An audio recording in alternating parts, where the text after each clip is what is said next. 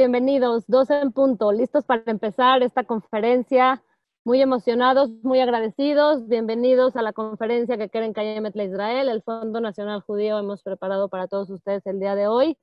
Y como saben, estamos viviendo momentos con mucha incertidumbre en el ambiente, con mucho miedo, mucha sobreinformación acerca de lo que es realmente el COVID-19. Sin embargo, lo que hemos escuchado de nuestros ponentes es que vamos a tener que aprender a vivir con el COVID y a pesar del COVID-19. ¿Y qué mejor forma de hacerlo que estar bien informados, ¿no? Para poder tomar las mejores decisiones.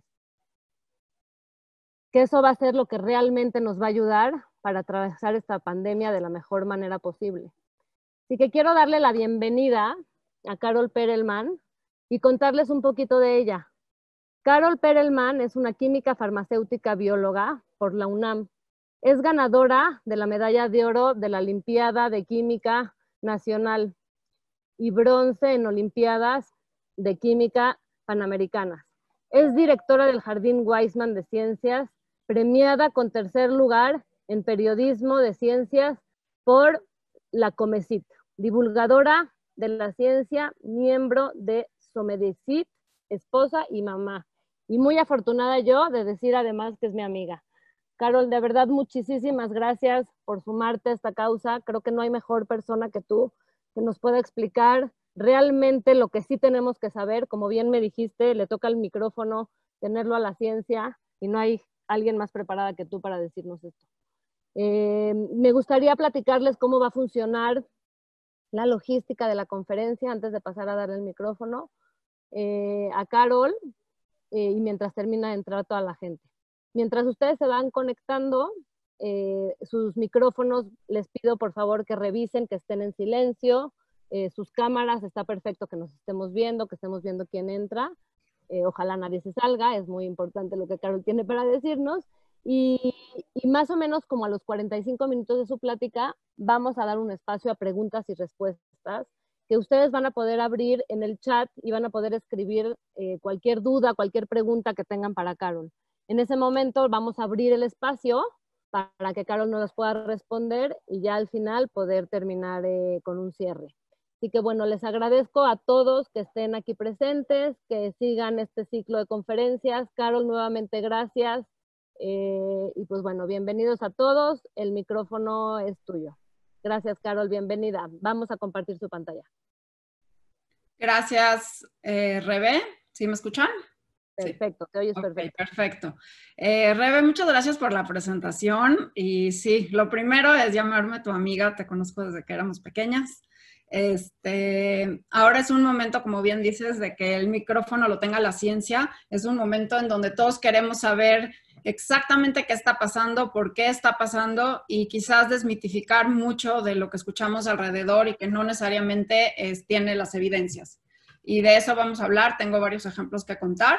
Me gustaría agradecerte, no nada más a ti, quiero agradecer a todo el equipo de Keren Kayemet, la iniciativa es extraordinaria, estamos todos en casa obedeciendo a las autoridades y obviamente poder tener las puertas abiertas al menos de la computadora y escucharnos, pues es un ambiente extraordinario y yo ya no lo llamo distanciamiento social, yo lo llamo distanciamiento físico, porque aquí estamos en sociedad. Quisiera compartir mi pantalla para que podamos, ahí está completa, para que podamos empezar a platicar lo que sí sabemos, lo que no sabemos y lo que la ciencia todavía tiene por descifrar. Vamos a hacer un resumen, más o menos, ¿no? Entonces, llevamos solo 120 días de haber conocido a este virus. 120 días no es nada. No es nada en términos de ciencia, porque en la ciencia pues hay que hacer una hipótesis, hay que hacer todas las planeación de experimentos, cómo verificar las hipótesis. Incluso la ciencia está haciendo ahorita algo que nunca antes había hecho, que se llama ciencia abierta, que lo que está haciendo es que los científicos, conforme van avanzando, incluso también los médicos en los hospitales, están publicando y están sacando a la luz todo lo que están encontrando, de tal forma que de pronto se retractan, porque estas publicaciones están saliendo sin ser revisadas, pero es importante que salga la información y toda esa información ha sido valiosísima. Además, los científicos están trabajando a marchas forzadas sin buscar patentes, sin buscar ningún tipo de reconocimiento, al revés, compartiendo para sumarnos todos ante este reto. Vamos a empezar. El tipo de virus se conoció muy rápido. Los primeros días de enero ya tenía China la secuencia completa, esa la compartió, la hizo pública y eso pudo hacer que muchos laboratorios en todo el mundo comiencen a trabajar. De eso hablaré más tarde. El genoma. El modo de propagación también se descifró bastante rápido. Se sabe cómo los coronavirus infectan y eso es importantísimo porque la forma de escoger los tratamientos radica en la forma en cómo infecta el virus. Los métodos diagnósticos, esos tardaron un poquito más, pero ya llegaron y estamos empezando a tener nuevas formas más rápidas, más baratas y más confiables de diagnóstico. Y bueno, lo que todos queremos saber, los tratamientos y las vacunas, que con eso voy a acabar mi plática. ¿Con qué tratamientos contamos? ¿Por qué esos tratamientos funcionan? ¿Por qué algunos no funcionan? Y cómo estamos en el tema de las vacunas, que finalmente, como dijo Rebe al principio, pues vamos a tener que aprender a vivir con el coronavirus un tiempo, al menos hasta que podamos tener una cura, como nos sucedió en el 2009 con el H1N1, que con el Tamiflu estuvimos ya tranquilos y pudimos salir. Una vacuna que nos pongamos todos a aplicar para tener una inmunidad y poder no contagiarnos, o alcanzar una inmunidad de rebaño, que hablan muchos epidemiólogos, que pues obviamente eso hará que la mayoría sí nos enfermemos. Antes de empezar, les quiero contar de este hombre, Dmitry Ivanovsky, que fue el primero que identificó los virus. Es interesante porque él vio en la hoja de tabaco unas manchas y fue el primero que identificó a un virus, y es el virus que ataca el tabaco. Hace mucho tiempo las epidemias corrían de forma muy distinta. Este hombre se llama John Snow, fue un médico inglés, y había llegado una epidemia de cólera terrible en la ciudad de Londres. Nadie entendía por qué la gente se moría de cólera. En esas épocas, imagínense, en 1854 no habían estas reglas de higiene, de lavados de manos, etcétera, que ahorita lo vamos a platicar. Bueno, pues John Snow, un brillante médico, se dio cuenta que los pacientes que le llegaban venían de ciertas zonas y que otras zonas no estaban contaminadas. Y entonces se le llama al padre de la epidemiología a John Snow porque él identificó que este pozo que ven acá, en la calle de Broad Street, era el que estaba contaminado, el agua estaba contaminada con algo que él llamó, debe de ser algo que está ahí, que está contaminado el agua. En esa época se pensaba que las enfermedades se contagiaban solo por el olor. Y él se logró que la ciudad de Londres bloqueara este pozo y entonces se curara a la gente y pues ya interrumpió la epidemia de cólera. Para esto tardó mucho tiempo. Claro que para nosotros 120 días en esta época del siglo XXI es un tiempo récord para lo que estamos logrando y va a lograr la ciencia. Hablemos entonces de la virósfera. La virósfera comprende a miles y miles de millones de viruses que aún ni siquiera conocemos. Este es un mapa que unos investigadores reportaron en el 2017, más o menos tratando de visualizar cuántos virus infectan al humano y, en segundo lugar, cuántos virus infectan a las plantas y infectan a las bacterias. Pero también hay muchos virus que no infectan a nosotros, infectan, por ejemplo, a hongos o infectan a otro tipo de seres vivos, ¿sí? Muy importante decirles que los virus no están vivos y ahorita vamos a ver por qué no están vivos. Entonces, el que les diga vamos a matar al virus es una incoherencia. Los virus son partículas, por lo que se hace con los virus es inactivarlos. Tenemos muchos tipos de virus y los científicos los clasifican dependiendo de su material genético. Hay algunos que tienen DNA como nosotros y hay otros que tienen RNA. Los únicos seres que tienen RNA son los virus. Nosotros también usamos RNA, pero lo usamos como algo mensajero. Nuestra genética completa está codificada en el DNA. la genética del coronavirus, que está aquí, está codificada en el RNA. ¿Sí? Es un virus de RNA. El que sea un virus de RNA le confiere unas características muy especiales. En esta parte de la lámina me gustaría nada más comentar sobre la zoonosis. Hemos escuchado muchísimo esto de que cómo de los animales se está aplazando a nosotros los virus, y es que así funciona. Todas las infecciones, todas las epidemias vienen de los animales y de nuestra convivencia con los animales.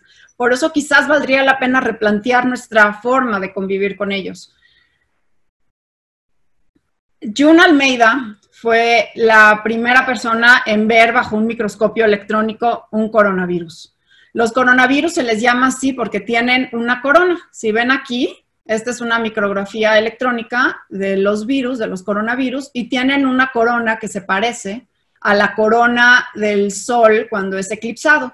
Cuando hay un eclipse solar, se ve una corona solar y es similar a lo que vio por el microscopio en 1965 June Almeida. Claro que los dibujos que vemos en las noticias, como estos, son esquemas, ¿sí? El coronavirus se ve así. Esto que está pintado de azul es una célula humana. Y todos estos puntitos que están en amarillos son los virus, para que vean la proporción de tamaño. El virus es diminuto. Y aquí también es una microscopía electrónica, donde las células humanas están de verde, y no sé si alcanzan a ver estos puntitos amarillos, estos son los virus. Para que vean la proporción de virus con respecto a nuestras células, ¿sí? Por eso en un microscopio normal, de los que todos tienen en sus laboratorios en las prepas, no se pueden ver los virus. Los virus se tienen que ver por microscopios electrónicos, no por microscopios ópticos. Bueno, en este esquema del virus, vamos a ver sus partes. El virus, como les dije, no está vivo. Es simplemente un conjunto de biomoléculas. Hay lípidos, que son las grasas, tiene ARN, que son el material genético, y tiene proteínas. Estos tres ingredientes, muy bien organizados, súper bien organizados y protegidos, conforman al virus, al coronavirus. Y esta es la estructura del coronavirus, que es importante que se las enseñe, porque ahorita que platiquemos de cómo el virus infecta al cuerpo y los tratamientos que sirven y no sirven, vamos a entender, según la estructura, por qué funcionan o no. Entonces, es muy importante la proteína que envuelve, que están estos, se llaman en inglés spikes, en español la traducción serían picos. Estos picos son proteínas, que se llama proteína S. Estos picos son bien importantes y muy característicos del coronavirus. Luego tiene esta capa, que está hecha de lípidos, y después tiene muy bien protegido su RNA, aquí envuelto dentro de una proteína. Es importante reconocer a este gran hombre, Ignaz Semmelweis. Ignaz era ginecólogo y se dio cuenta que cuando se lavaba las manos, los partos que atendían tenían menos infecciones. Y algo tan ridículo como lavarse las manos, que para nosotros es evidente, en esa época, en 1857, fue un parteaguas en la medicina. Y entonces empezamos a lavarnos las manos a partir de 1857, cuando Ignaz lo recomendó. Y gracias a él tenemos estas prácticas de limpieza en la medicina clínica y ya lo hemos llevado a nuestra vida diaria. Pero ¿por qué es importante lavarnos las manos con el coronavirus? Porque si ven esta capa, que está hecha de grasa, cuando entra en contacto con estas moléculas representadas de azul, esta es una imagen del New York Times, este jabón lo que hace es deshacer la grasa, igualito que nuestras cocineras cuando le echan jabón a los trastes y corta la grasa. Igual, el jabón es un surfactante que rompe la tensión superficial de estas grasas y es capaz de romperla. Y cuando rompe esta membrana, se exhibe el material genético del virus y queda inactivado y ya no sirve y ya no puede infectar. Por eso algo tan sencillo como lavarse las manos es nuestra mejor protección.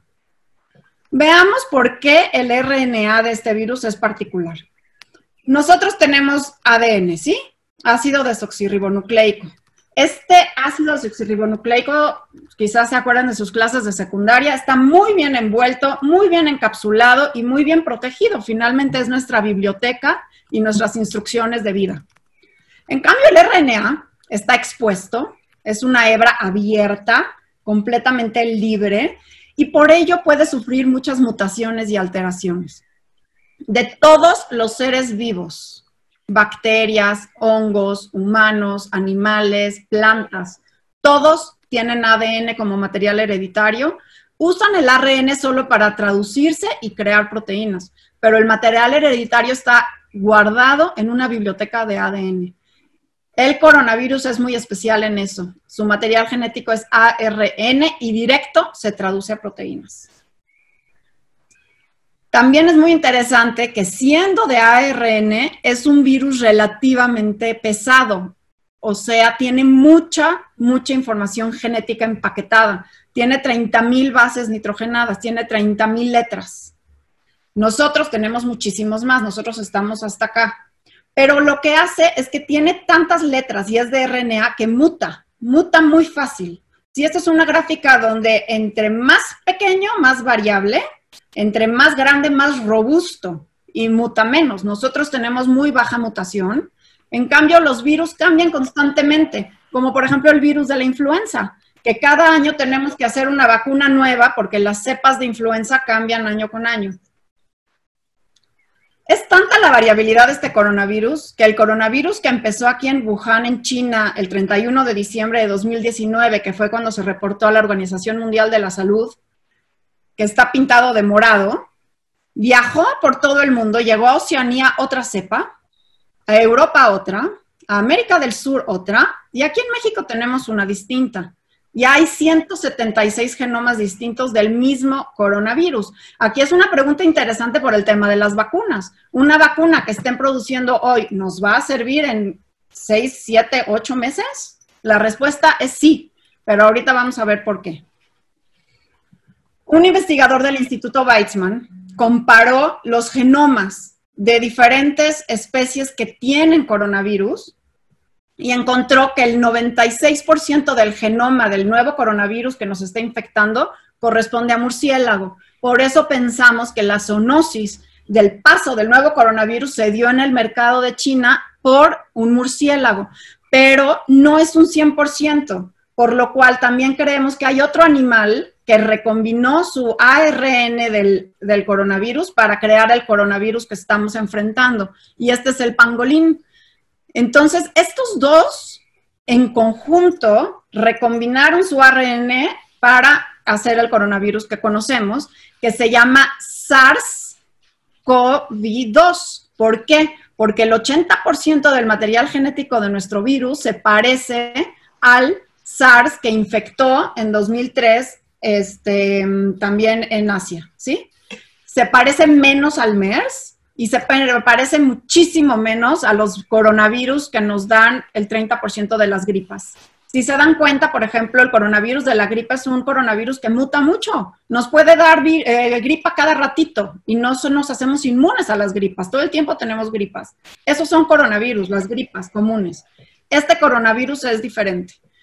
Entonces, este es el genoma de 30,000 letras y está dividido en dos partes. En una parte que es la estructura, que codifica que no son las estructuras, no estructurales.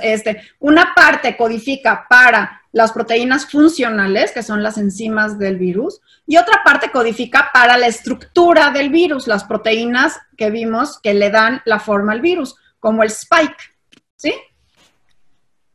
Entonces aquí está la estructura. Una parte del gen codifica para esta proteína, que son los picos, que se llama proteína S. Otra parte, otra región, codifica para la N, que está aquí en la membrana. Otra para la M y otra para la E.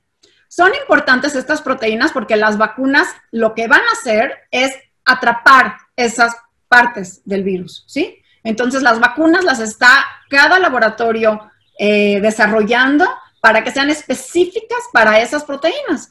así es como los investigadores están trabajando, están codificando cada subunidad del virus para poderlo entender y poder hacer esos anticuerpos lo más específicos. Lo más importante aquí es que esta parte del virus es muy estable. Entonces, por más de que el virus está mutando, la parte estructural es súper estable gracias a una enzima que tiene el virus que se dedica a revisarlo y a revisarlo y a revisarlo y a checar que no tenga errores. Y eso es algo muy particular de este coronavirus. Tiene un chequeo constante como un control de calidad.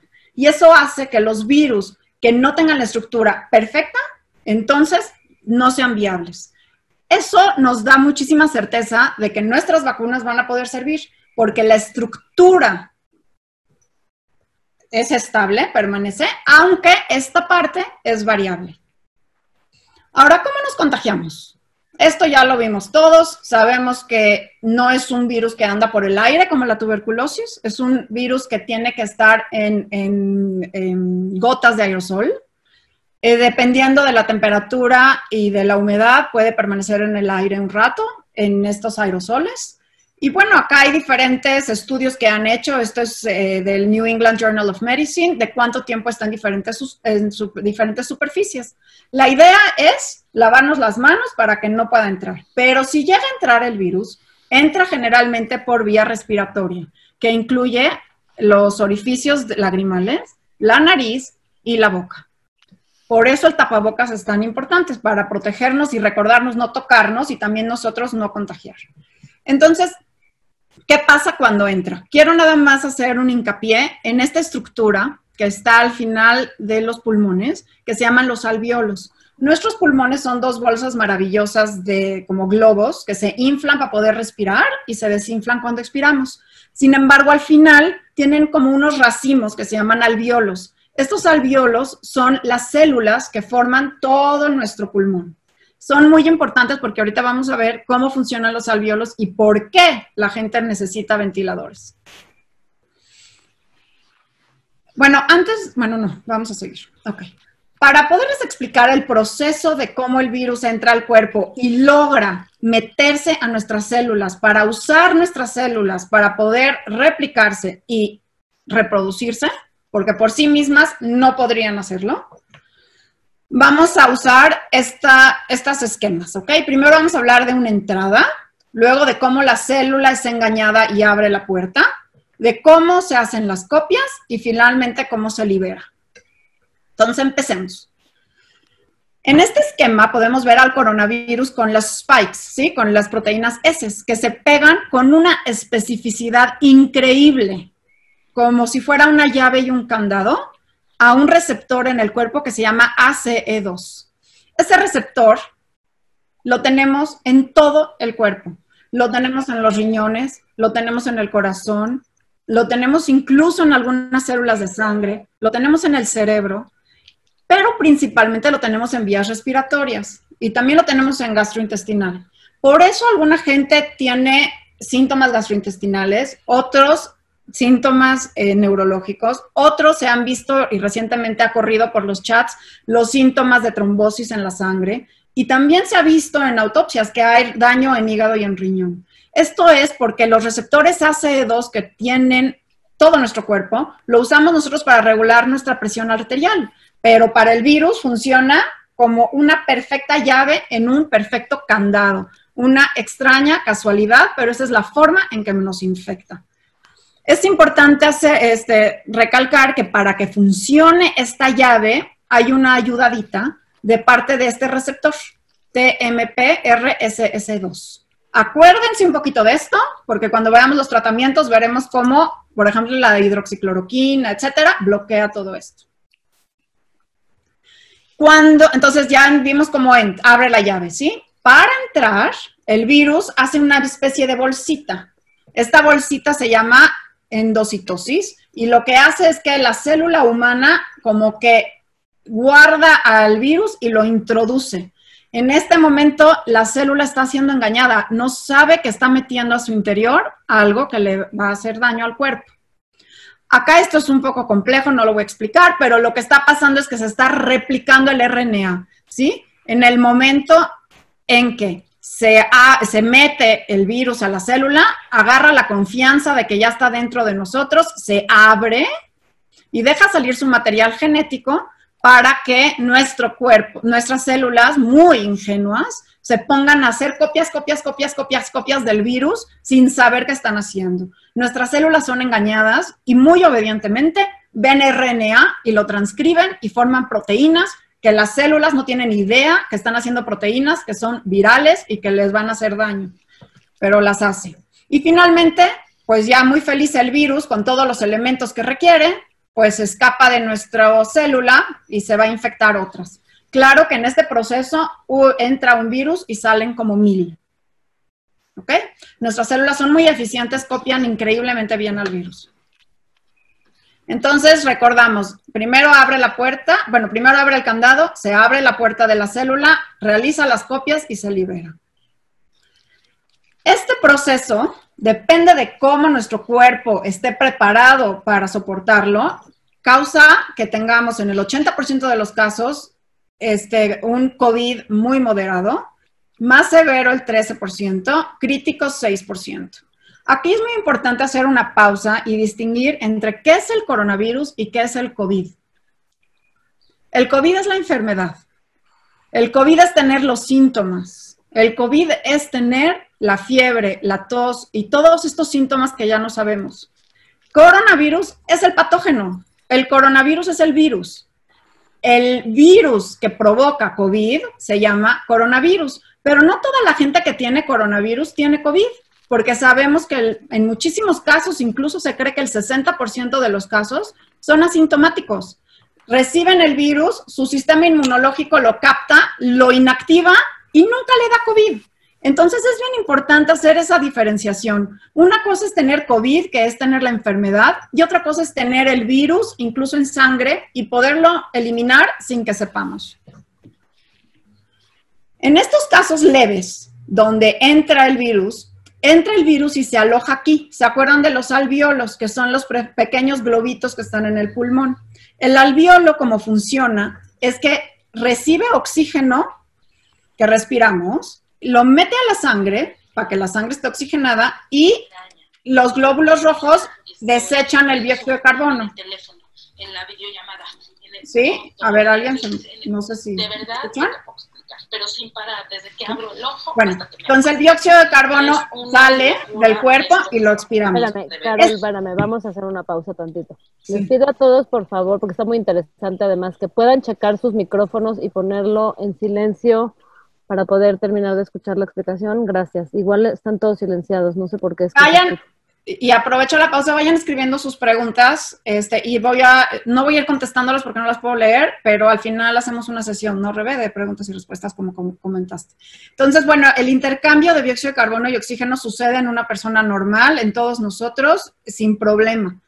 Y incluso en los casos leves de coronavirus, de COVID, donde hay tos seca y un poquito de temperatura, no, esto está perfectamente bien funcionando. El problema empieza cuando es un poco los síntomas moderados. Y esto funciona por la siguiente razón. Entra el virus y el cuerpo, que tiene una respuesta inmune quizás no tan sharp, tan fina como los niños, en atacar de forma quirúrgica casi al virus, la respuesta inmune entre mayores somos es un poco más torpe. Entonces, lo que pasa es que cuando se mete el virus a los pulmones, empiezan a venir estas células que se llaman macrófagos, empiezan a atacar como puedan al virus, creando lo que se llama una tormenta de citocinas, que empieza a inundar de fluido y de pus estos alvéolos, haciendo que la respiración no pueda ser tan buena, empieza a bajar nuestro nivel de oxigenación, es cuando se siente la opresión del pecho y es cuando la gente acaba yendo al hospital. No realmente porque el virus esté haciendo algo en particular o diferente, sino porque nuestra respuesta inmune se comportó de forma más rudimentaria o más agresiva que en un caso moderado. En un caso leve, la respuesta inmune es limpia. Entonces sale la gente casi sin ningún síntoma. El problema es cuando nuestro cuerpo reacciona un poco exagerado y entonces provoca estas inundaciones en los pulmones. lo más severo es cuando estas inundaciones son tan dramáticas que la respuesta inmune se desborda a tal nivel que solito el cuerpo está haciendo que no pueda recibir oxígeno y es cuando se requiere los ventiladores y cuando se vienen las trombosis y cuando se vienen todas las complicaciones de las que ya sabemos. Esto es de los que le estaba hablando. La respuesta inmune que provoca la infección, porque el cuerpo se da cuenta que estas células están soltando cargas virales y entonces empieza a reconocer que estos son patógenos y empieza una cadena, primero de detectar que hay un patógeno, después los glóbulos blancos se elevan y se ponen como locos a determinar quién es este nuevo invasor, sueltan una cascada de citocinas que son agresivísimas y son las que generan este líquido en el pulmón, y luego viene la respuesta humoral, que son los anticuerpos algunos días después, cuando el cuerpo finalmente empieza a detectar la forma de ir inactivando al virus a través de estas cositas representadas con una Y que se llaman anticuerpos. Y los anticuerpos son muy específicos y empiezan a eliminar al virus. Y estos son los síntomas. Los síntomas se refieren a todos los lugares donde tenemos los receptores ACE3-2, porque donde tenemos receptores ACE3-2 puede entrar el virus y entonces pues hay síntomas. Los más comunes es fiebre, que es una reacción del cuerpo, la tos, que es una reacción del cuerpo, la fatiga, que es una reacción del cuerpo porque está ocupado defendiéndose, el dolor de cabeza, porque hay receptores en el cerebro, pérdida de olor y de sabor, porque hay receptores en toda la parte del nariz. En la nariz hay muchísimos receptores ACE2, entonces pues hay mucha carga viral. Y bueno, todas las que conocemos, de los músculos, náusea, diarrea, se ha encontrado en el tracto intestinal. Incluso hay ciudades que están checando sus drenajes porque están encontrando en heces fecales mucha carga viral y según el análisis de los drenajes pueden saber qué tan infectada está la población, cuánta carga viral está tirando la población en el drenaje, porque sí hay una infección gástrica, aunque no es la prevalente. Entonces, bueno, aquí está el ataque a diferentes órganos, aunque el que más sufre es el alvéolo de los pulmones, ¿sí? Entonces, ¿dónde estamos en el diagnóstico? Porque es bien importante y lo hemos escuchado. Tenemos que saber quién está infectado para poderlo aislar, para poder trazar una curva epidemiológica, incluso saber quién ya está inmune para que pueda salir a trabajar de regreso. Aunque todavía hay mucha duda de qué tanto tiempo dura esta inmunidad, sí se piensa que la inmunidad va a ser relativamente duradera. Quizás un poco más que una gripa, que es casi cero inmunidad, quizás un poco más como 2 años, pero es toda una hipótesis. Llevamos 120 días de conocer al virus, tenemos ya mucha gente recuperada, y también tenemos mucha gente con mucha carga de anticuerpos, pero no sabemos estos anticuerpos qué tanto lo van a proteger para una reinfección. Sin embargo, es importante reconocer quién tiene el virus, y esto se hace con una metodología que es la metodología de estándar de oro, que es el PCR. El PCR es muy sencillo, se toma una muestra nasofaringea, se extrae el material genético del virus, se amplifica, porque si saco una hebrita de RNA es muy difícil leerla, los químicos la amplifican para ver una señal aumentada y depende de esta amplificación pueden ver si hay o no hay virus y cuánto hay. Y esto se hace en biomédica y se hace en muchos laboratorios del país. El INDRE ya autorizó a muchos laboratorios para hacerlo y esta es la regla de oro. Todos los casos confirmados que reporta el doctor Gatell a las 7 de la noche todos los días es porque tienen prueba positiva por esta metodología. Ahorita en México no está aprobada cualquier otra metodología para dar un caso positivo de COVID. Otro tipo de diagnóstico, por ejemplo, es hacer los CT scans. Esto es una persona sin coronavirus, esto es un pulmón dañado. Otra, que por ejemplo ayer tuve una entrevista muy interesante con unos investigadores de la UNAM que están desarrollando unos biosensores para detectar en unos minutos si existe RNA viral en una muestra también nasofaringea. Ya están en proceso de autorización por el INDRE y está interesantísimo lo que están haciendo porque a bajísimo costo y sin necesidad de grandes aparatos como el PCR van a poder empezar a dar diagnósticos positivos o negativos con alta especificidad.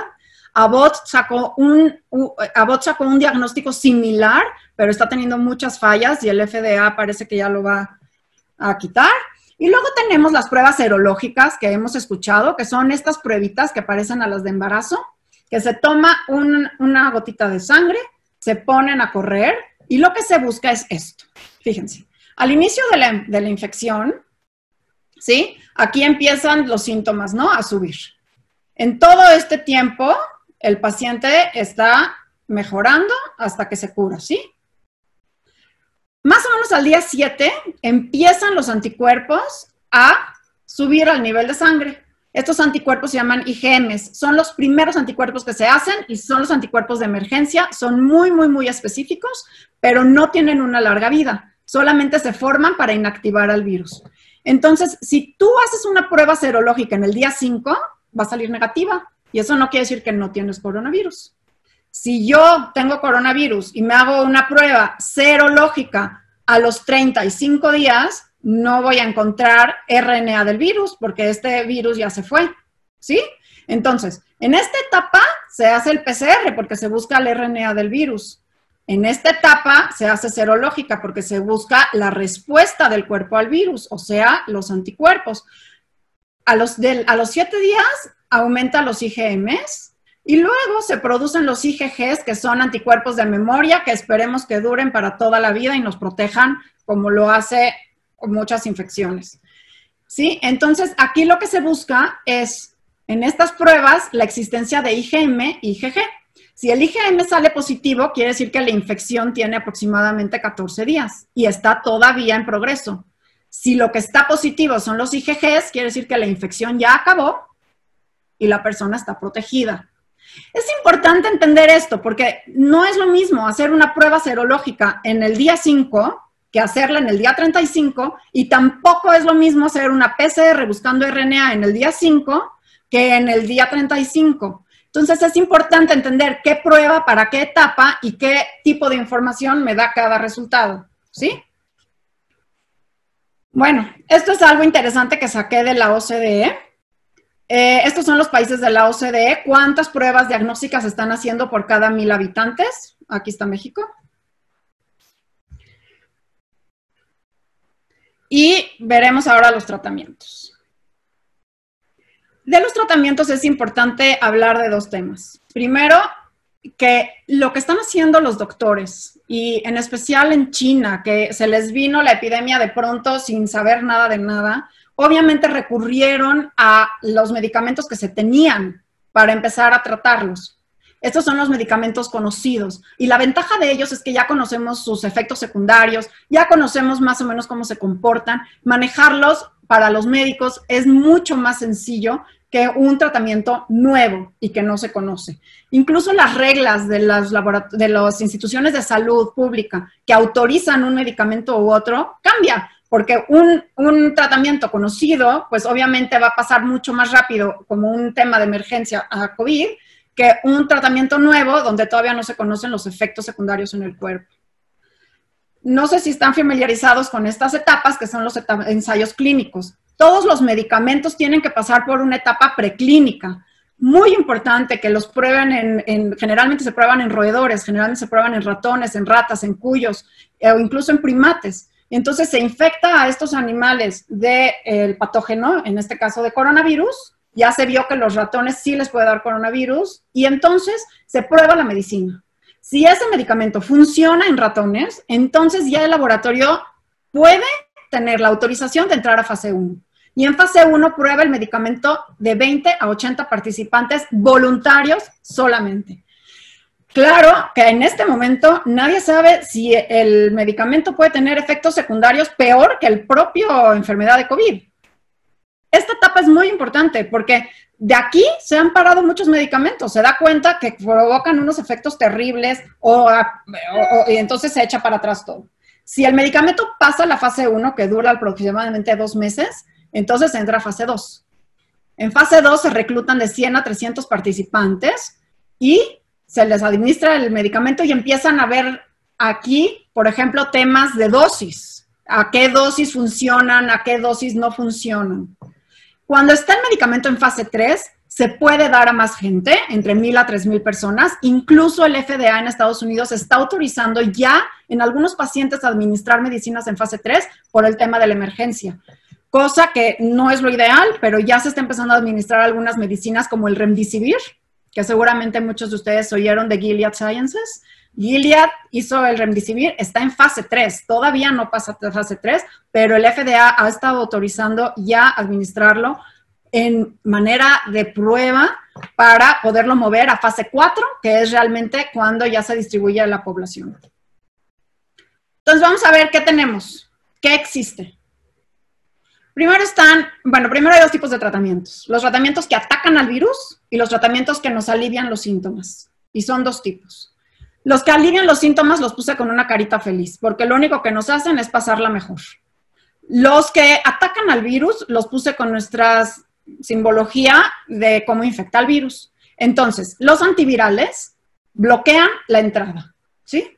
¿Cómo bloquean la entrada? Por ejemplo, estos dos que eran usados para el SIDA, que no sirvieron para SIDA muy bien, están siendo usados ahorita en algunos pacientes para probar si pueden bloquear la entrada del virus a las células.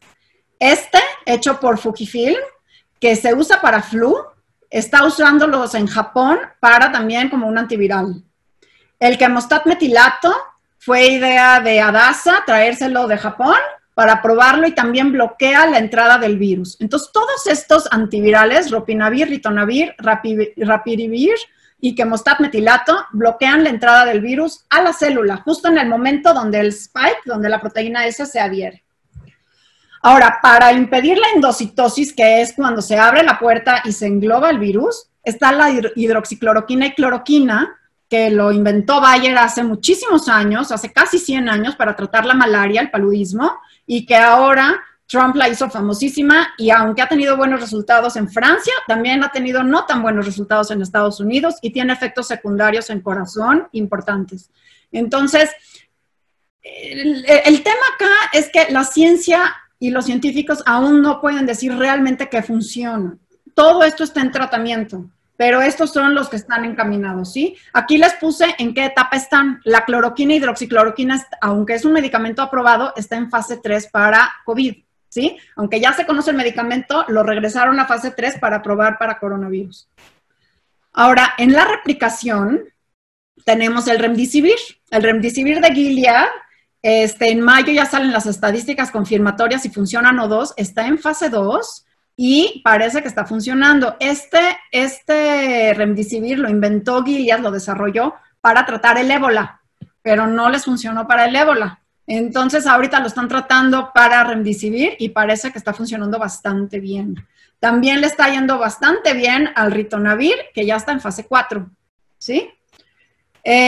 Luego, para modular la reacción inmune al cuerpo y estas tormentas de citocinas y el tener el agua en los pulmones, bueno, pues hay varias, como esta de Roche, el Actemra, o el de Regeneron, el Kevzara, y de Novartis, que está funcionando para regular la respuesta inmune del cuerpo, para bajar esa tormenta de citocinas, que es la que finalmente nos inunda los pulmones. Luego hay unos tratamientos que se usan principalmente para cáncer, que se llaman anticuerpos monoclonales y para enfermedades del sistema inmunológico, que son anticuerpos monoclonales, que son anticuerpos hechos en laboratorio específicos para algo. Y entonces se han usado algunos anticuerpos monoclonales. Israel anunció que estaba usando un anticuerpo monoclonal también. Y entonces está muy interesante lo que está pasando porque sí está bloqueando de forma muy específica la entrada del virus. Otro muy conocido es la plasmaféresis, que eso se usa desde hace más de 100 años, se utilizó en la pandemia de 1918 de la fiebre española, que es sacar el plasma, que el plasma es una parte de la sangre, de pacientes que se recuperaron, en especial pacientes que estuvieron graves, para que hayan generado muchos anticuerpos, y entonces se quita el plasma, se filtra, digamos, y se le pone a un paciente enfermo para que ese paciente pues ya se evite todos los pasos y directamente tenga anticuerpos para bloquear la enfermedad. Todavía no está aprobado en México, porque para hacerlo necesitan haber las pruebas serológicas que confirmen que la persona en verdad sí tiene IgMs y IgGs, ¿sí? Y pues por último se están usando células madre. También en Israel una empresa avisó que estaba usando células madre para regenerar el tejido, también con muy buenas respuestas. Están en etapa clínica 1 o 2. Hay un gran esfuerzo de la Organización Mundial de la Salud, que es bien importante que lo platiquemos, porque todos los estudios que platiqué son de poquitos pacientes, ¿sí? Y son 43 pacientes aquí, 80 ahí, 60 aquí, pero son hospitales individuales. Lo que está haciendo la Organización Mundial de la Salud es reclutar información de muchos países, de muchos hospitales, de muchas etnias, de muchas condiciones, para poder realmente sacar resultados confiables de estos medicamentos. Remdesivir, cloroquina, ritonavir, lopinavir, así solo, o con interferón beta, estos dos. Entonces, estas 4 clinical trials, estas 4 pruebas clínicas, remdesivir solo, cloroquina solo, ritonavir con lopinavir junto, o estos dos junto con interferón, son las 4 pruebas clínicas que esperemos pronto tener respuestas de la Organización Mundial de la Salud. Y bueno, rápido, a modo de esquema, aquí están las diferentes medicinas, cómo bloquean el quemostato, mesilato aquí en la entrada, la hidroxicloroquina aquí en la parte de endocitosis, el lopinavir y el remdesivir en la parte de replicación, etc. Ahora veamos las vacunas rápidamente, porque ya me estoy comiendo el tiempo, me voy a apurar un poquito. ¿Cómo funciona una vacuna? Rápidamente, aquí está el padre de la vacunación, que es Edward Jenner. Él hizo la primera vacuna contra la viruela sin saber lo que estaba haciendo, solamente por la observación. Como buen científico se dio cuenta que la gente que ordeñaba las vacas no se contagiaba de viruela.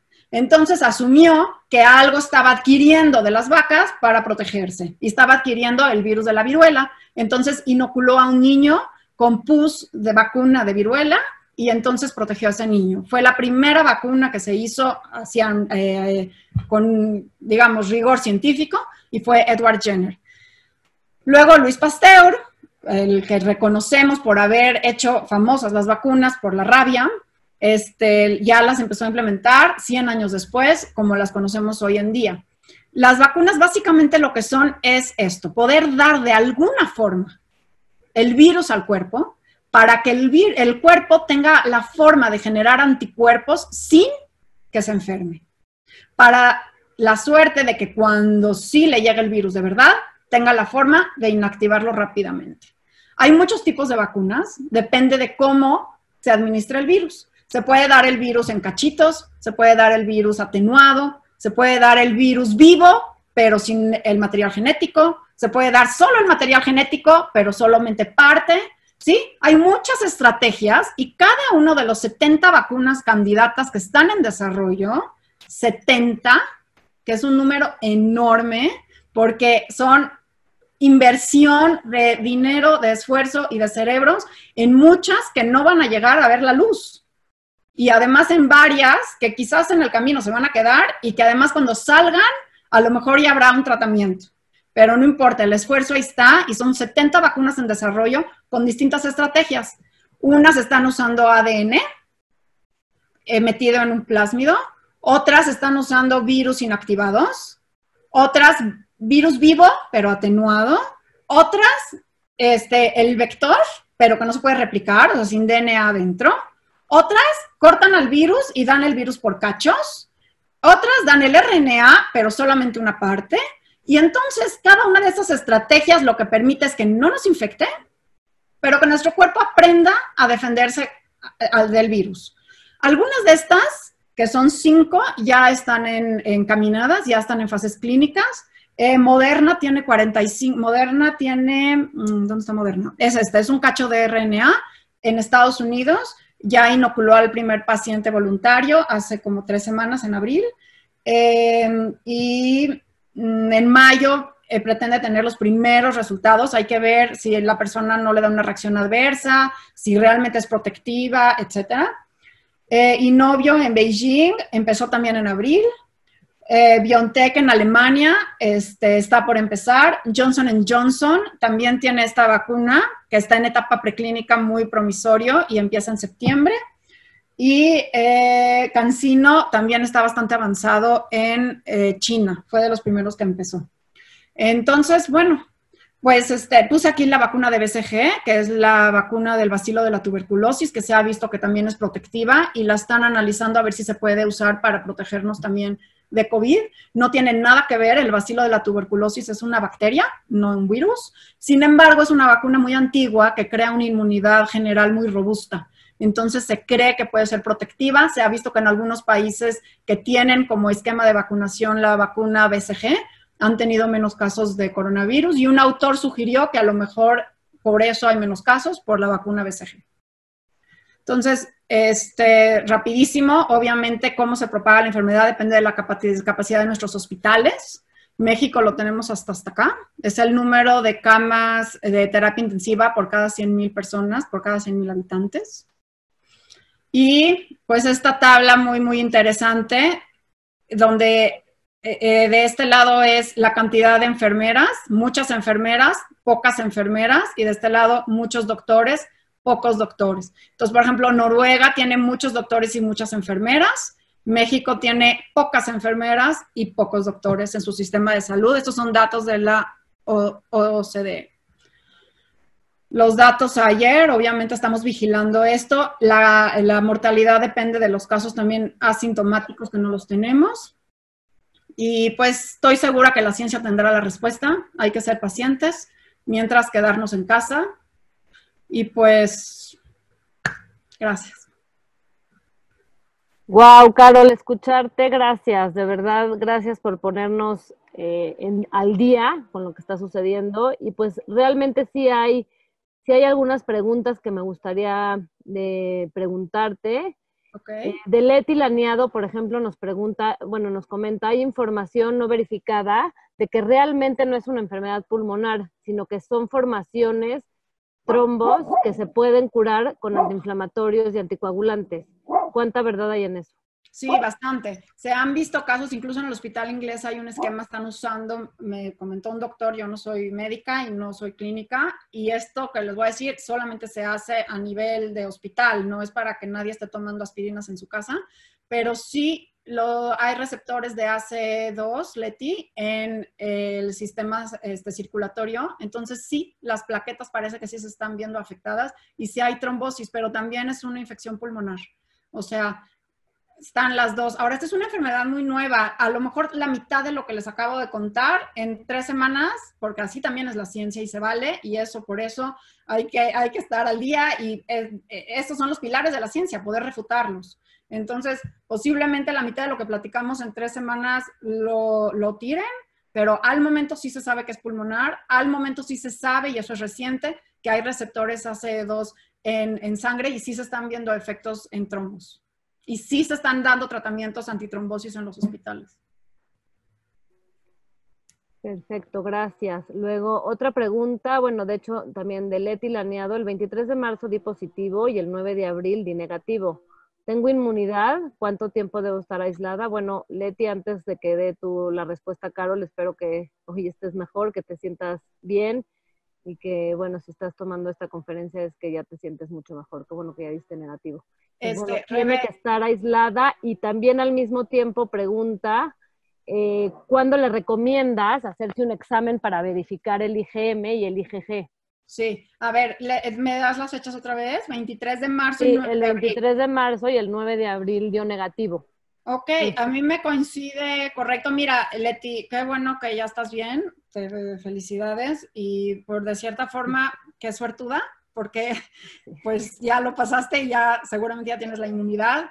Desgraciadamente no se sabe a ciencia cierta cuánto tiempo nos dura la inmunidad y qué tan efectiva permanezca. Sí vale la pena. Me parece que va a ser muy importante que cuando se aprueben las pruebas serológicas en México te la hagas. Van a ser pruebas muy, muy sencillas, como las de embarazo. Hay otras un poco más complejas, te sacan un poquito de sangre y lo mandan al laboratorio, pero las pruebas de piquetito, una gotita y corre como si fueran de embarazo, son muy sencillas. Tienen margen de error, pero sería muy bueno saber que tú ya estás protegida. Y ojalá esa protección te proteja ya para siempre, porque esa es la idea y a eso le estamos tirando. No se ha visto evidencia de lo contrario, entonces vamos a esperar que así sea.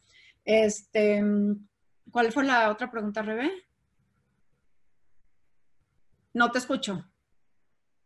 Eso responde la pregunta también de Raquel, que si alguien ya tuvo COVID puede volver a tener, o sea, se inmune.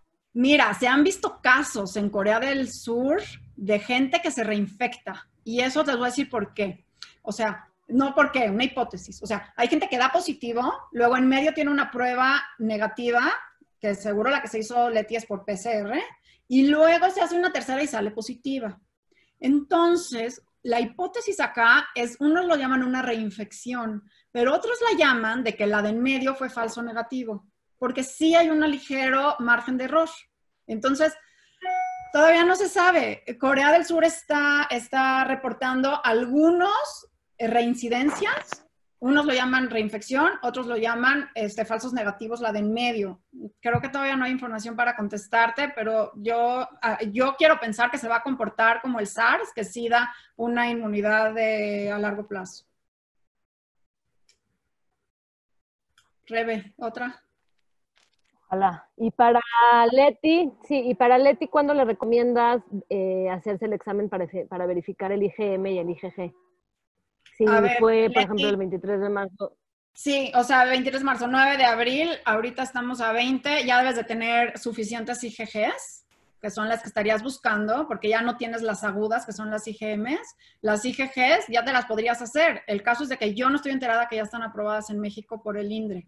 Entonces, en cuanto te enteres que están aprobadas, y ojo, hay gente que anda promocionando que yo tengo pruebas, no están autorizadas. Las mismas de Abbott que autorizó el FDA ya las están retirando porque no están siendo confiables. Entonces, nada más hay que tener cuidado de cuáles pruebas usamos, porque el INDRE para autorizar una prueba lo que hace es probarlas, o sea, pone muestras que sabe que son positivas y checa que sí den positivas, y muestras que son negativas y que sí den negativas, y hasta que el INDRE no autoriza que esa prueba realmente funciona, hacernos una casera, pues nos va a dar información falsa. Entonces, Leti, 100% háztela, pero háztela cuando salga y cuando esté aprobada, y yo me imagino que ya estás inmune y felicidades.